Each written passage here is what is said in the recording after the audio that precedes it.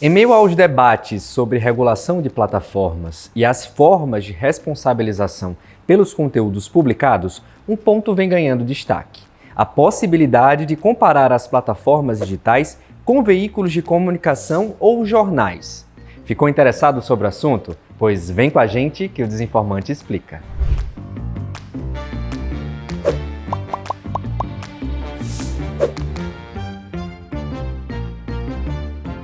Em março de 2023, em meio a um debate sobre liberdade de expressão e regulação de plataformas, o ministro do Supremo Tribunal Federal, Alexandre de Moraes, defendeu a necessidade de criação de leis para as redes sociais, afirmando que essas empresas deveriam ser responsabilizadas no mesmo nível que empresas de comunicação e de publicidade, respeitando as suas particularidades.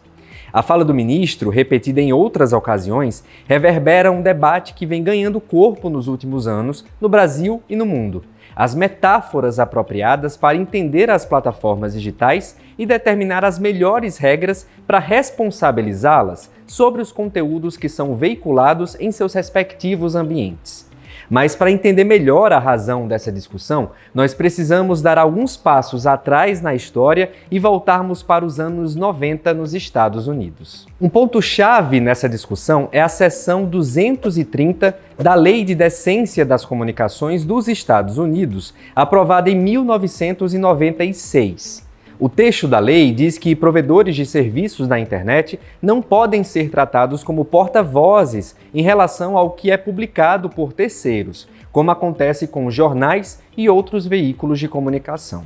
A seção 230 também dá às plataformas alguma proteção legal para moderar o que é postado por usuários em alguns casos, como conteúdo pirateado, pornográfico ou que respeite a lei federal. Essa lei foi aprovada nos primeiros anos da internet comercial, quando nem existiam as redes sociais, e foi importante naquele momento para o desenvolvimento das redes digitais no país. Porém, com o crescimento de publicações contendo discurso de ódio e desinformação, essa posição legal tem sido criticada por diversos atores da sociedade, o que tem motivado o debate nas mais diferentes esferas da sociedade lá nos Estados Unidos. A jornalista norte-americana Julia Ogwen, que cobre a área de tecnologia nas últimas décadas, afirmou num artigo publicado em 2023 no The New York Times que a seção 230 é utilizada hoje pelas empresas de tecnologia como um escudo para se proteger de qualquer alegação contra elas, como facilidade na venda de drogas, assédio sexual e venda ilegal de armas, comportamento pelo qual seria facilmente responsabilizadas no contexto offline. Julia também aponta como o dispositivo legal faz com que as empresas pouco se mexam para resolver ou mitigar os danos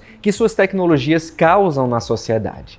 Em fevereiro de 2023, a Justiça norte-americana considerou pela primeira vez a possibilidade de alterar essa lei, quando a Suprema Corte do país analisou 2 casos envolvendo a responsabilização de plataformas digitais por recomendações de conteúdo terrorista online.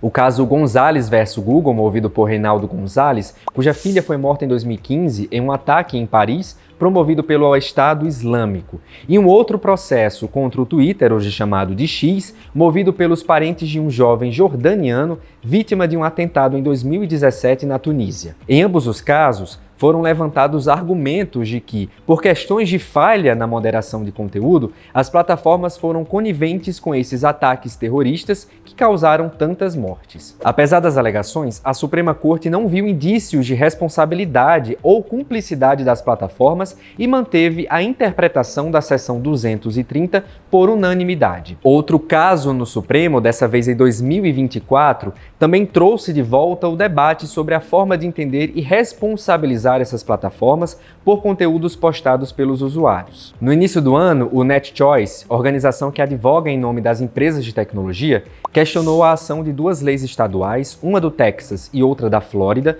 que proíbem a remoção de conteúdos e perfis de usuários e políticos nas redes sociais.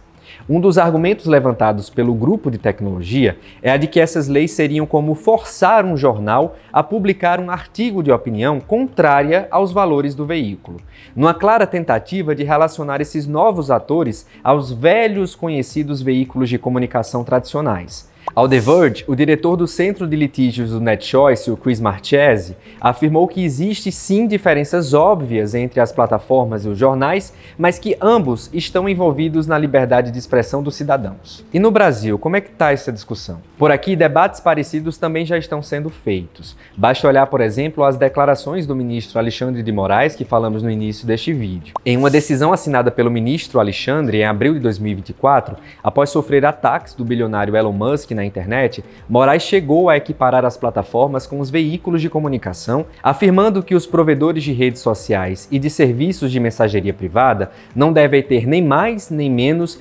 responsabilidade que os demais meios de mídia, comunicação e publicidade. Desde 2019, o Fórum de Autorregulamentação do Mercado Publicitário, o SEMP, também considera as plataformas como veículos midiáticos. Na resolução publicada no site da entidade, são reconhecidas como veículos de divulgação ou comunicação os serviços de busca, de redes sociais e de vídeos de áudio. A resolução buscava criar parâmetros para os preços cobrados pelas empresas sobre as práticas publicitárias. No país, hoje, o principal texto legislativo que temos sobre a moderação de conteúdo é o artigo 19 do Marco Civil da Internet. Inclusive, temos um vídeo aqui no canal em que o jornalista Rodolfo Viana explica o que é o Marco Civil da Internet. Vale dar uma olhada. Mas então, o artigo 19 não faz menção sobre as formas de entender as plataformas, como sugere a seção 230 dos Estados Unidos. O debate também não está explícito no projeto de lei 2630, que busca criar regras de transparência para os provedores de redes sociais e mecanismos de buscas e que foi bastante discutido na Câmara ao longo de 2023. Vale lembrar que toda essa discussão, se as plataformas digitais podem ser equiparadas aos veículos de comunicação, tem o objetivo de chegar a um consenso sobre as regras ideais de responsabilização pelos conteúdos postados nos ambientes digitais. E você, o que é que acha desse debate? Deixa aqui abaixo o seu comentário. E aproveita também para curtir esse vídeo. Aproveita para seguir o Desinformante aqui no YouTube e nas nossas outras redes sociais. Até mais!